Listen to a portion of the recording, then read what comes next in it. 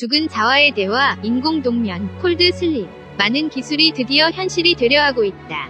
9월 3일자 YOMIURI 온라인에 따르면 정부는 내년부터 일본에서 혁신적인 기술 개발을 추진하기 위해 여러 연구자들에게 예산을 배정하고 같은 개발 테마의 성과를 겨루게 하는 새로운 제도를 시작키로 했다고 말했다. 이 새로운 제도는 문샷형 어렵지만 성과가 큰 연구개발제도라고 하며 1,000억 원 이상의 예산을 투입할 전망이다.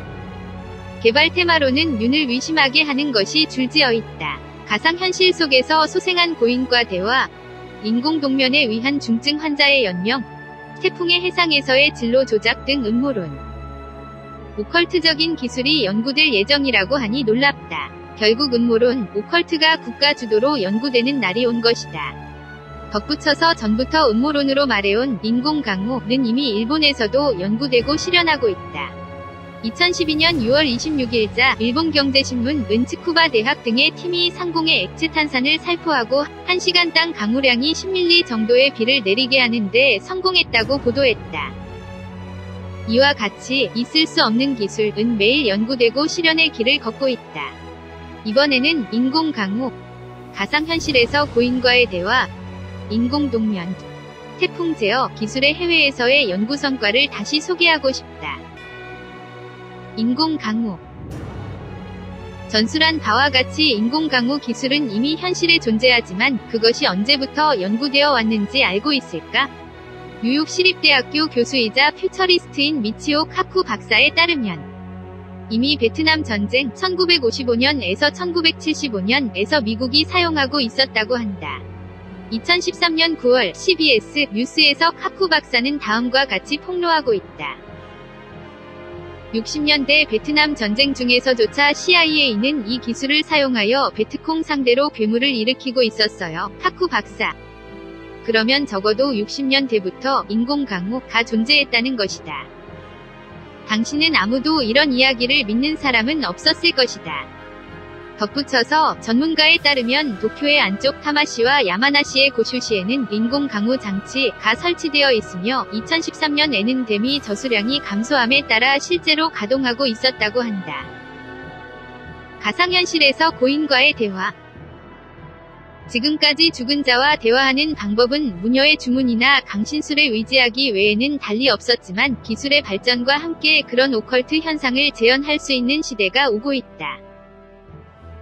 2015년 11월 러시아의 AI 기업인 루카잉크의 공동 창립자 겸 최고 경영자인 유지니아 쿠다는 사고로 죽은 친구의 모든 디지털 기록, 사진, 기사, 그리고 방대한 SNS 메시지를 AI에게 입력하고 채팅봇, 인공지능을 활용한 자동회화 프로그램 로만-ROMAN을 만들어냈다. 친구들로부터 놀라울 정도로 고인과 비슷하다고 호평을 받고 정신적인 치유를 준다고 느끼는 사람도 있었다. 그러나 다른 한편으로 부자연스럽고 소름 끼친다 라는 소리도 있어 개선의 여지가 남아있다. 앞으로 완벽하게 고인을 추적한 가상현실이 이번에 정부 주도의 프로젝트로 실현하는 것을 바란다. 인공동면.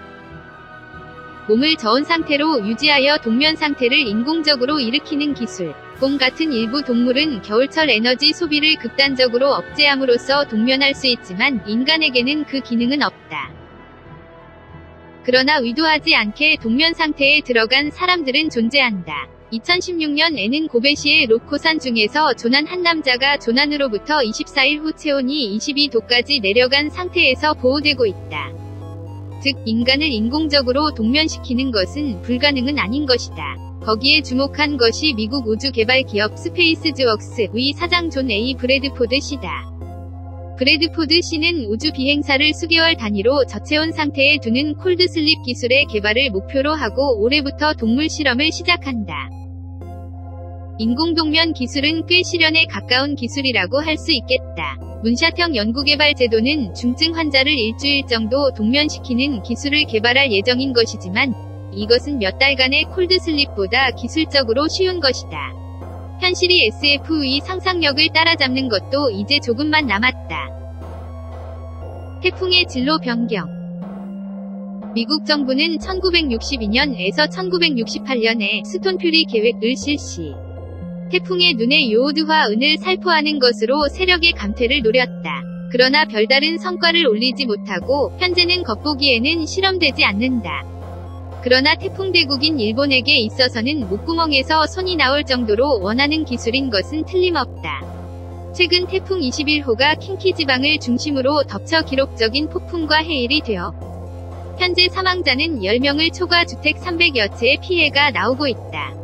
이 정도의 피해를 입을 태풍을 제어할 수 있는 기술이 실현되면 일본에게 큰 장점이 될 것이다.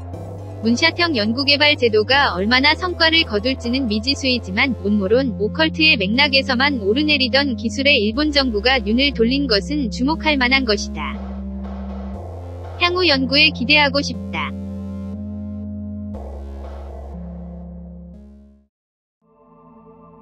끝까지 시청해주셔서 고맙습니다. 영상이 마음에 드신다면 좋아요를 눌러주세요. 반드시 채널을 등록해주세요. 새로운 영상이 등록되면 바로 확인하실 수 있습니다.